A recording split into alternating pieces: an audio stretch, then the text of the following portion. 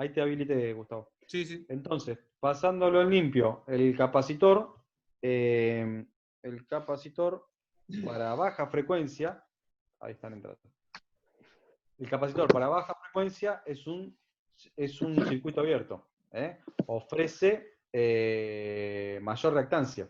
A medida que yo voy bajando la frecuencia, la reactancia del capacitor va subiendo.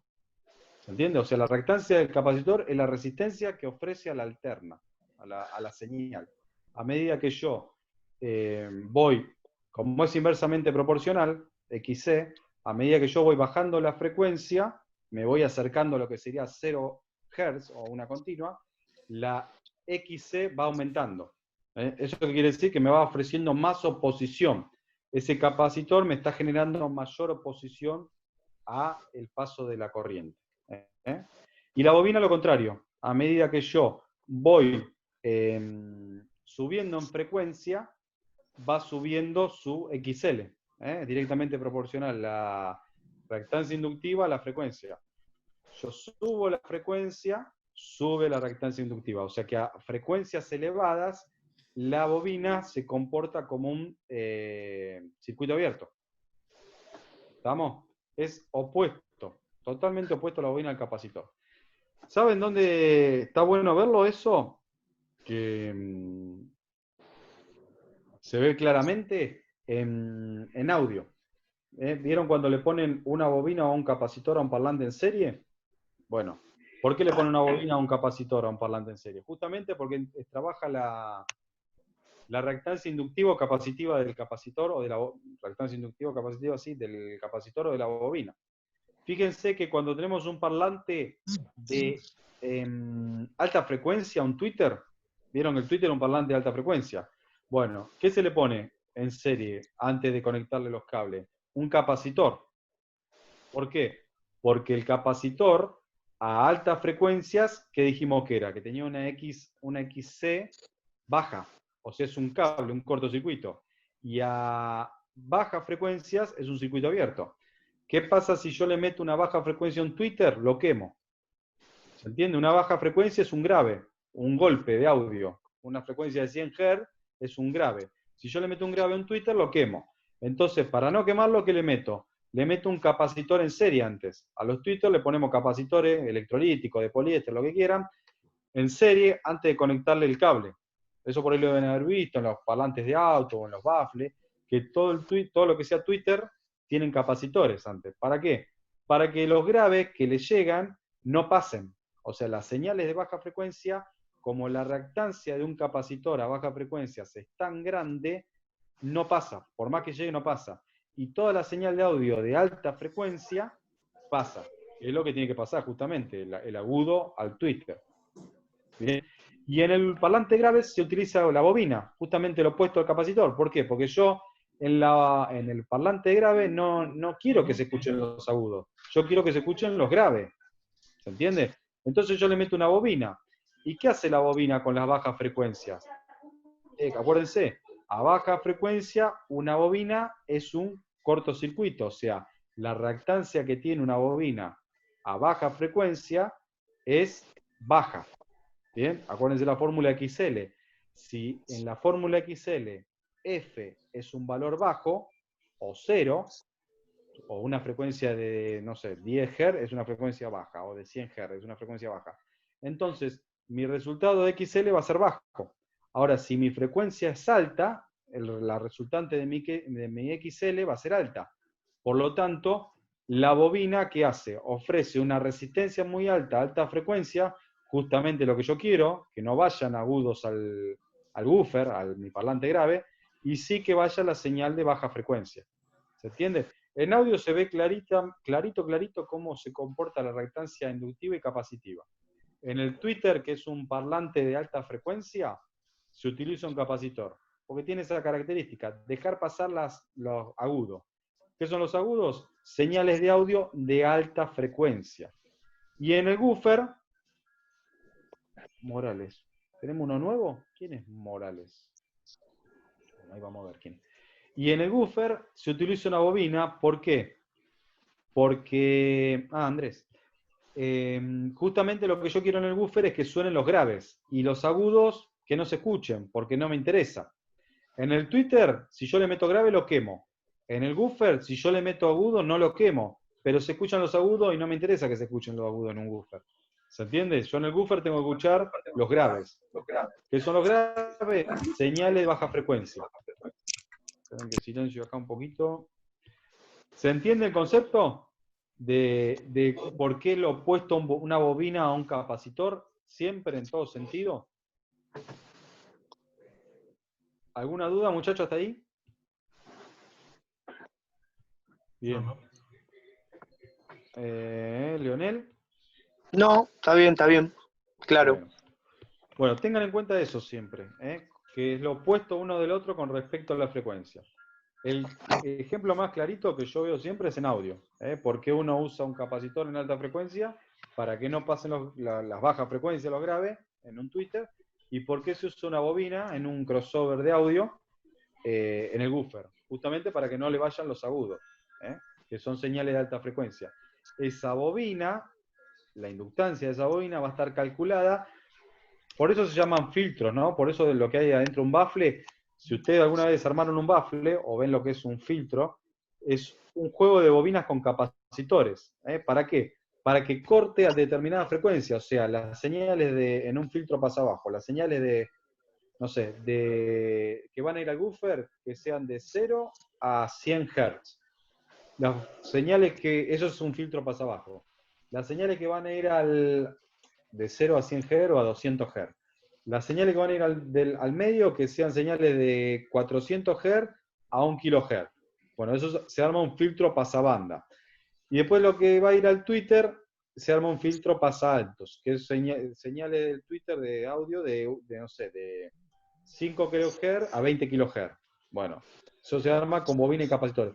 De acuerdo a cómo nosotros pongamos la bobina y el capacitor y la reactancia de cada uno de ellos, es cómo vamos a armar el filtro. Justamente, ¿qué hacen? Usan las reactancias de cada uno. Porque a esa frecuencia uno va a hacer una cosa y otro va a hacer otra. Es lo más claro para ver cómo trabaja una bobina y un capacitor con las señales. Bueno, y hablando de señales, vamos a ver. Vamos a sacar esto de acá.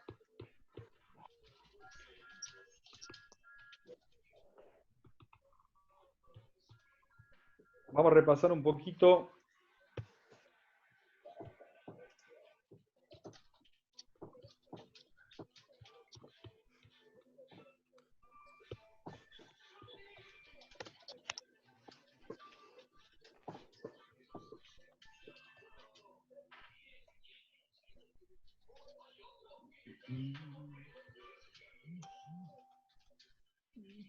el tema de señales.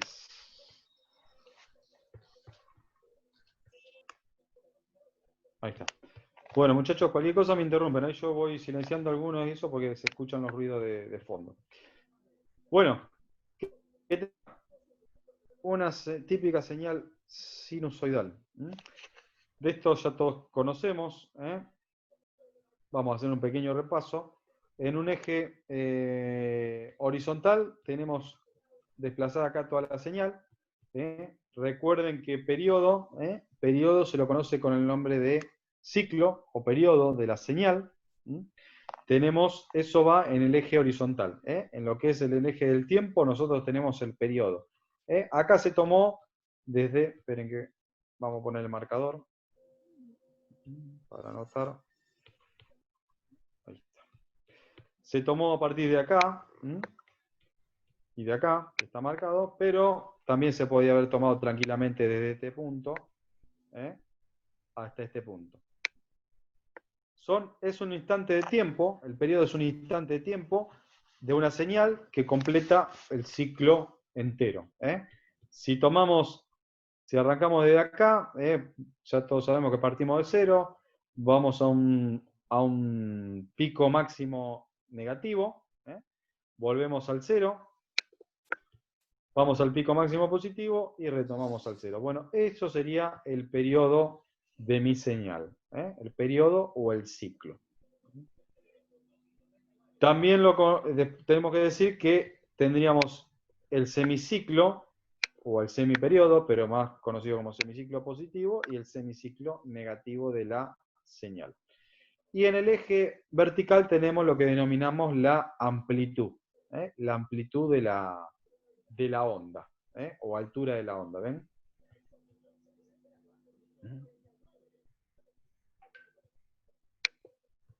Bueno, eso para hacer un pequeño repaso de una señal, de los nombres. Acuérdense, periodo es todo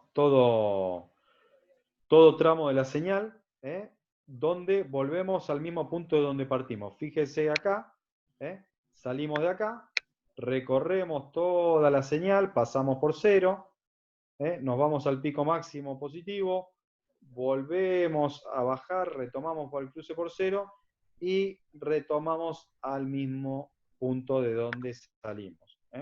Eso es el periodo o ciclo de una señal. Por ahí, para mí es más fácil explicarlo o verlo cuando parte de 0.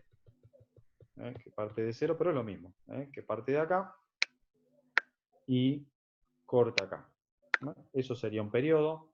Acá tendríamos otro periodo, desde este punto hasta este punto. Bien.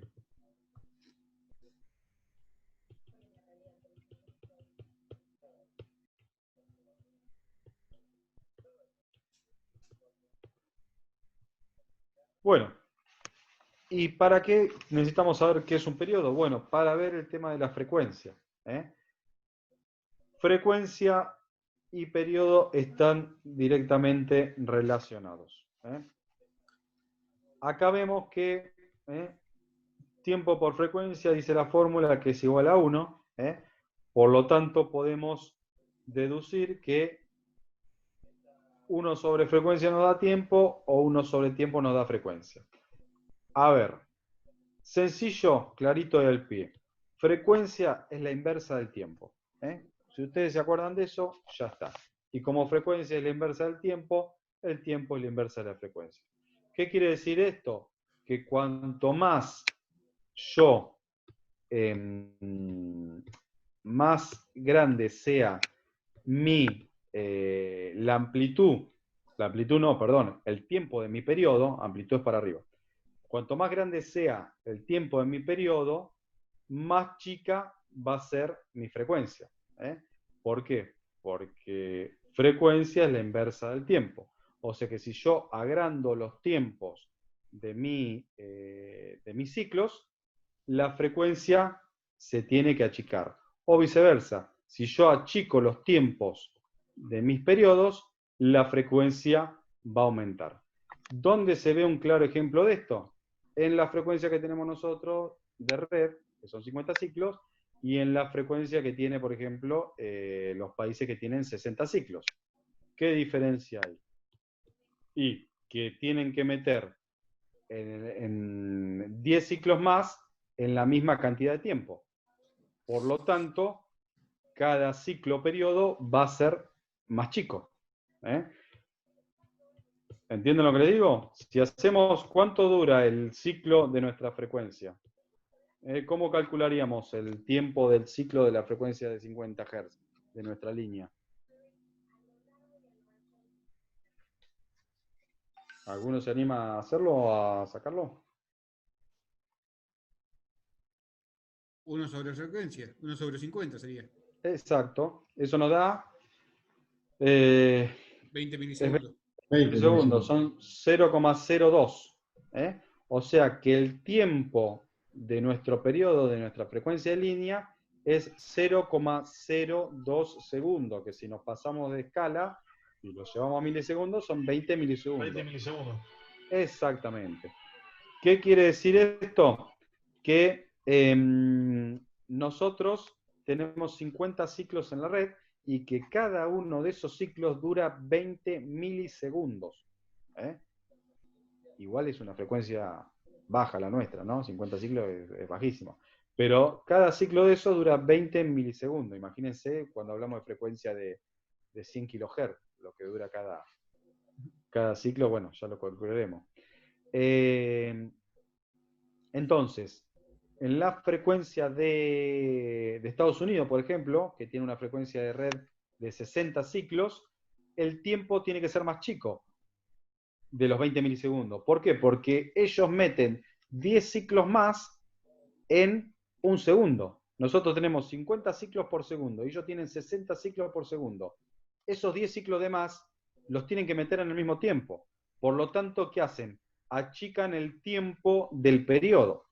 Entonces, hacemos 1 dividido 60, y no me acuerdo cuánto da, creo que daba algo de 16 milisegundos, o 18. Sí, Daba. 0,016. Perfecto. O sea que el tiempo del periodo de ellos es de 16 milisegundos. Exacto. Milisegundos. O sea, esperen que vamos a anotar, vamos a marcar.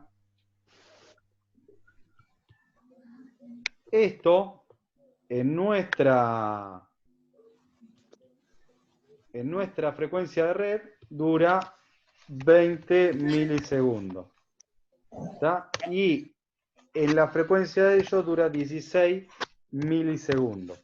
Achicaron lo que se llama la longitud de onda, o el tiempo del periodo. ¿Para qué? Para meter los 10 ciclos que le faltan, porque ellos tienen que meter 10 ciclos más en un segundo. La frecuencia de línea nuestra es 50 ciclos o hertz por segundo, y la frecuencia de Estados Unidos, por ejemplo, es 60 ciclos o hertz por segundo. ¿Cómo meten esos 10 más? Achican el del periodo.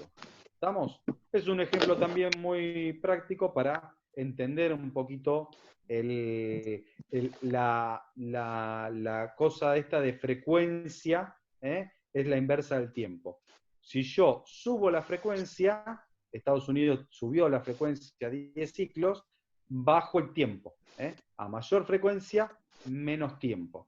Subieron 60 ciclos, vamos a ver si me deja, esto es igual a 50 Hz, y esto es igual a 60 Hz. ¿Se entiende el concepto?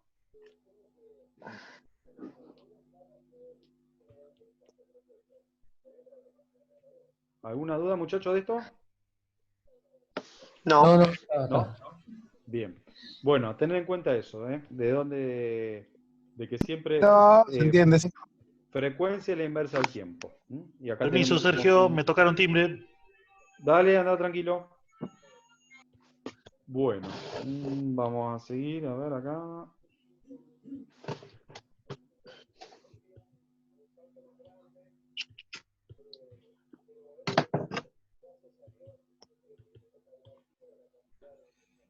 Bueno, volvemos a la formulita, frecuencia 1 sobre tiempo y tiempo 1 sobre frecuencia. Cuando yo quiero calcular, hoy en día con los osciloscopios que vienen ya directamente te miden la frecuencia y el tiempo del periodo. Pero antiguamente, o el que tenga un osciloscopio medio viejito o analógico, todas estas formulitas las teníamos que usar. Para sobre todo saber la frecuencia, calcular la frecuencia en base al tiempo del periodo. Alguno que tenga un osciloscopio viejito sabe de lo que le hablo. Bueno, acá dice, ¿ven? El periodo y la frecuencia son inversamente proporcionales entre sí. A mayor frecuencia, menor duración de tiempo del periodo. O ciclo. No se olviden nunca de eso. Ciclo o periodo de la onda. ¿Va cayendo piedra? A ver qué tenemos acá. Bueno, un poquito más de lo mismo. Fórmula, la frecuencia es el inverso del periodo o viceversa. Esto está bueno, ¿ven? Bueno, esto marca, esperen que lo voy a agrandar un poquito. Acá. Frecuencia, periodo y longitud de onda. Supongamos que dos vibraciones distintas se producen a un mismo tiempo. Las vibraciones que tienen una menor longitud de onda, en este caso las de arriba, son las que tienen mayor frecuencia. O sea, mayor número de oscilaciones. a mayor longitud de onda o a mayor tiempo del periodo, le diríamos en electrónica, a mayor longitud de onda sería en audio, sí, en audio. A mayor longitud de onda, menor frecuencia y viceversa. Mayor frecuencia acá arriba, tenemos menor longitud de onda en el mismo tiempo. A ver si lo podemos marcar. Vamos a marcarlo para que lo vean. Si arrancamos acá, esto estaría bueno marcar. No podemos marcar acá. Un eje. Acá.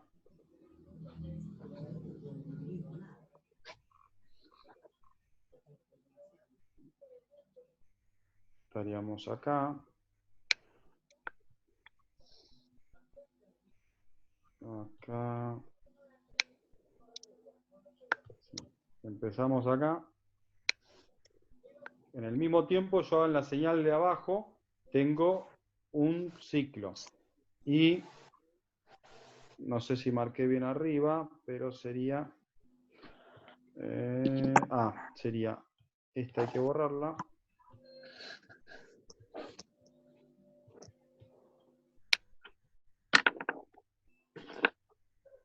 Se largó a llover, ¿no? Sí. Bastante fuerte, así que el que vino en moto está complicado. Bueno, eso es lo bueno de... A ver, ¿dónde...? Acá. Pero no me saca la...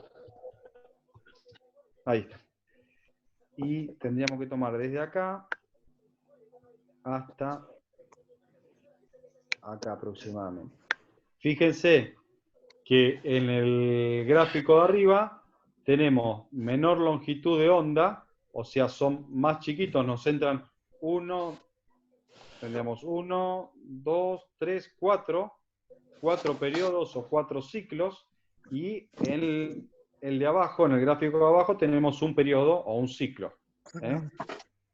En el ejemplo de arriba tenemos mayor frecuencia, porque tenemos mayor cantidad de ciclos, porque tenemos 4, pero ¿qué pasó? Tuvimos que achicar los tiempos de cada uno, ven que son cortitos, por eso nos entran 4.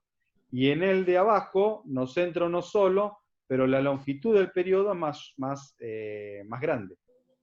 Tenemos menor frecuencia, o sea, tenemos unos... Si nosotros en estos tiempos que yo marqué, vamos a suponer que en este tiempo que yo marqué, desde este punto a este punto tenemos un segundo. Y se condice con... A ver si me sale la línea. Perdonen el pulso, muchachos. Dibujo técnico marzo. Uf, desastre. Estaría bueno. Debe tener algún tipo de regla. Ahí está. Vamos a suponer que ahí nosotros tenemos un segundo. ¿Bien? Bueno, en el gráfico arriba tenemos mayor frecuencia, pero porque nos entraron 4 ciclos. Pero la longitud de cada periodo es mucho más chico que el de abajo. Abajo tenemos un solo ciclo en un segundo, o sea, tenemos una frecuencia de 1 Hz o un ciclo, pero tenemos una longitud de onda mucho más grande. Esto no es lo mismo que... Acá cortaría el primer ciclo. Acá cortaría el segundo. Acá cortaría el tercero. Y acá cortaría el cuarto. Entonces acá te muestra el dibujito como a mayor frecuencia, menor tiempo. En este caso del periodo. Y abajo, a menor frecuencia, mayor tiempo del periodo. ¿Lo ven cómo se ve clarito? ¿Se entiende? ¿Alguna duda hasta acá, muchacho, de esto? ¿Alguien que se haya mareado o esté medio perdido, no sepa ni qué corno es un hertz?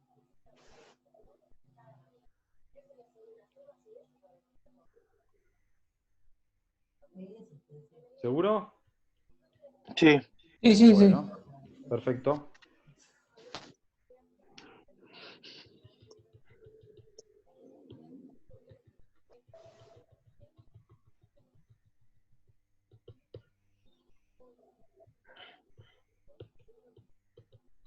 Bien. Bueno, ¿y qué tenemos acá? Bueno, y todo eso que vimos nos lleva a esta parte.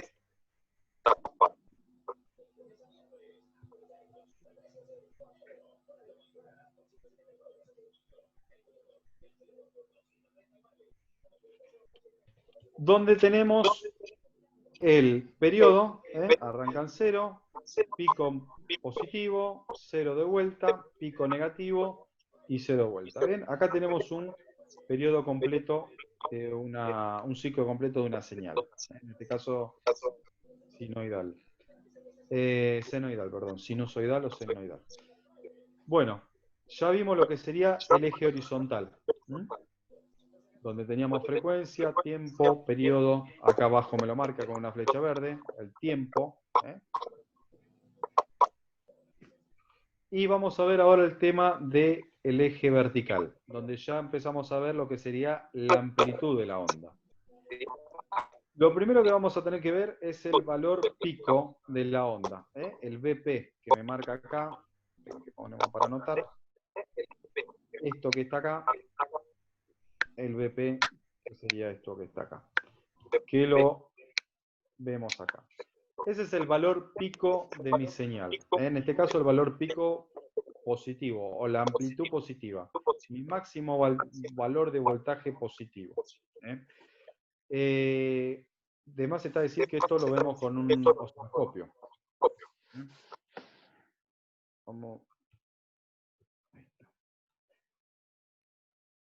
El valor pico lo vemos con un osciloscopio, no con un tester. Acuérdense que el osciloscopio es el único que mide los valores pico. Bueno, entonces, tenemos el valor pico de mi señal. Después abajo tenemos el valor pico negativo. Valor pico positivo y valor pico negativo de mi señal. Ambos dos conforman lo que se llama el valor pico a pico. El valor pico a pico de mi señal. Vamos a tomar el ejemplo de lo que conocemos, que son los 220 volts de la línea. El valor de 220 volts de la línea, ya debe saber, la mayoría debe saber que es el valor eficaz. Es lo que nosotros medimos con el tester, pero no es el valor pico. El valor pico lo podemos medir con el osciloscopio únicamente. El valor pico a pico es el valor pico por 2. ¿Bien? El valor pico por 2 es el valor pico a pico.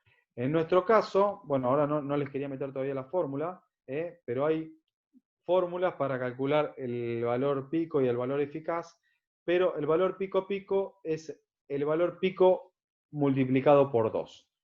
Les comento, ahora lo vamos a ver, bueno, ahí me avisa que quedan 10 minutos, ya después de estos 10 minutos cortamos.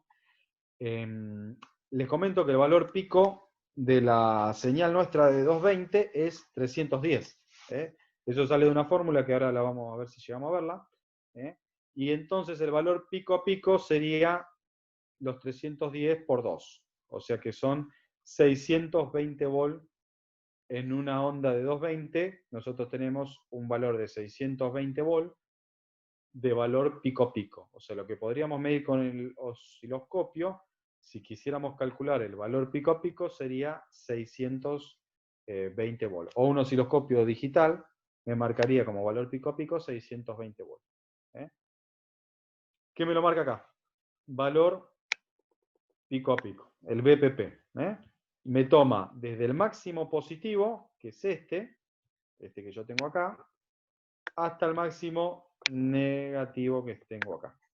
Como el valor pico es 310, el pico a pico es 310 por 2, son 20, aproximadamente.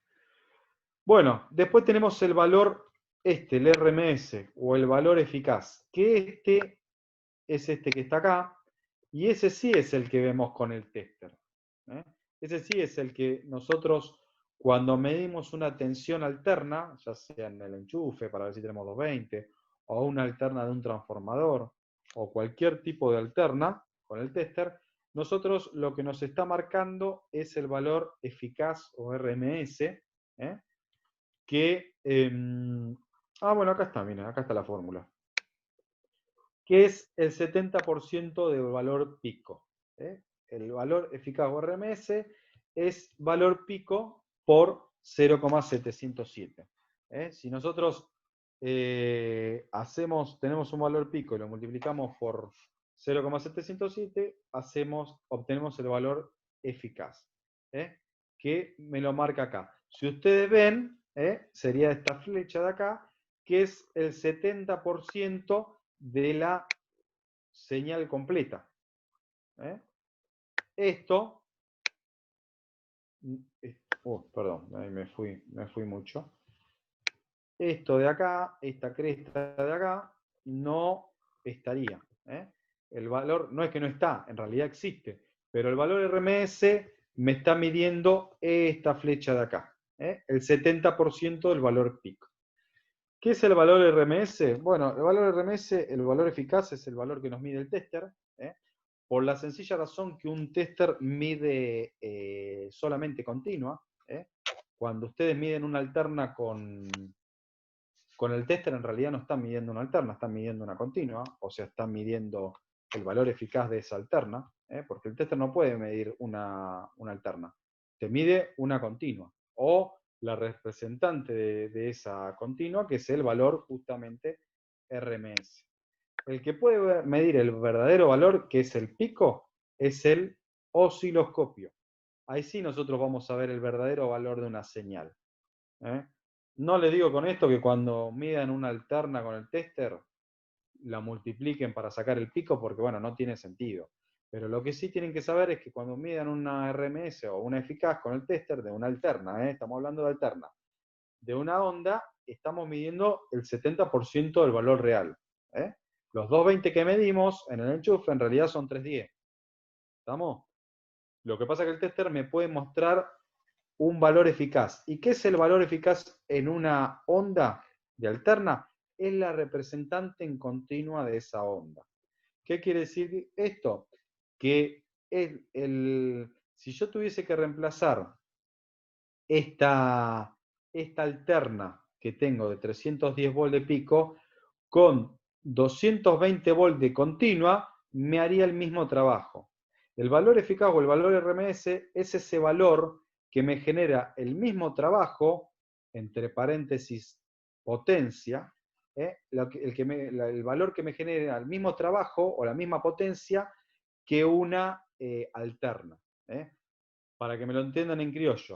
Es lo mismo 310 volts de pico, o sea, los 220 que tenemos en el enchufe, es lo mismo 310 volts de alterna que 220 volts de continua. ¿Se entiende? Si yo aplicara sobre una carga 220 volts de continua, me generaría el mismo efecto que los 310 volts de alterna. Me genera el mismo trabajo. Yo, para hacer mover algo, generar la misma potencia, necesito que mi alterna sea un 30% más, o que mi continua sea un 70% de mi alterna. ¿Se entiende? Por eso la fórmula es, el eficaz es el 0,707 del valor pico. Eso es el valor eficaz. Es el valor o la representante en continua de mi onda. No quiere decir que sea una continua, sino que es el valor en donde yo, si le aplicara una continua, generaría el mismo trabajo. Si yo vengo y hago mover un motor de X potencia con 310 volts de alterna, de pico, que son 220 eficaces, yo lo podría hacer mover a la misma potencia, o sea, podría generar el mismo trabajo con 220 volts de continua, suponiendo que sea un motor que ande con alterna y continua. Con 220 volts de continua generaría el mismo trabajo o la misma potencia. ¿Me explico? Si lo llevamos a niveles más bajos, si yo agarrara una resistencia, no sé, de 10 ohms, y le aplicara 12 volts de continua y le haría circular una corriente para que disipara una determinada potencia, Bueno, esa resistencia, si quisiera que me disipara la misma potencia, no le podría poner 12 volt de alterna. Le tendría que poner 30% más de alterna. ¿Se entiende? Unos 16, 17 volt. Habría que utilizar la fórmula del pico, que ahora se las voy a pasar. Pero me interesa hacer un parate ahí y ver si entendieron la diferencia entre el pico y el eficaz. ¿Sí? ¿Se entendió, muchachos? A ver, vamos a ver un poquito. Sí, sí. Sí. ¿Sí? ¿Ariel? ¿Se me fue Ariel? Ah, Ariel no, está por... ¿Ariel? Sí, sí. Bien, bárbaro. Pablo, ¿todo bien? Sí, sí, sí, sí, sí. Bueno, bárbaro. Bueno, ¿me quedan 2 minutos de tiempo? Sí, sí, me alcanza. Bueno, vamos a ver esto último. Bueno, y acá está el tema de las formulitas. Esperen que lo agrando un poquitito.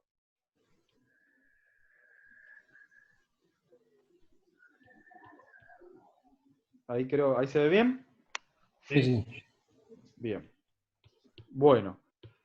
Que me quedan 2 minutos. Sí, estamos bien. Fíjense.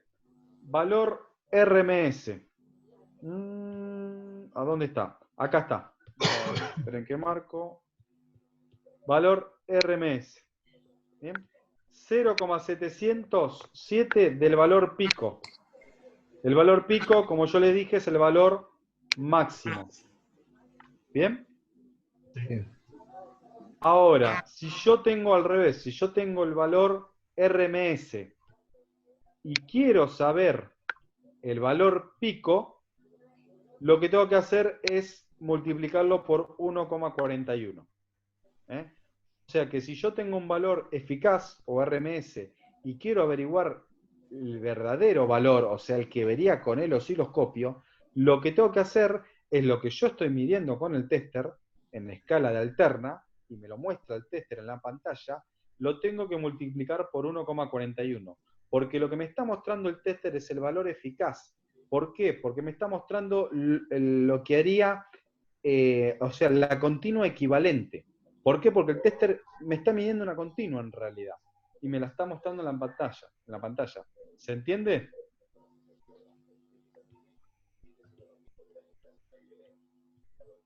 Entonces, la fórmula, cuando tengo un valor eficaz, es valor eficaz por 1,41 y ahí me voy al pico. Y si quiero hacer al revés, tengo el pico y me quiero ir al eficaz, es por 0,707. Muchachos, se acabó el tiempo, porque me pone ahí menos de 1 minuto, así que se corta en cualquier momento. ¿Seguimos el lunes que viene? Un poquito más con esto y despejamos las dudas, ¿eh? Dale, perfecto. Nos vemos. Listo. Chao, chao. Chao, muchachos. Bien, Hasta mañana. muchachos. Lunes que viene. Chao, hasta mañana, Gracias. gente. Chao, chao. Gracias. Muchachos. Chau, chau.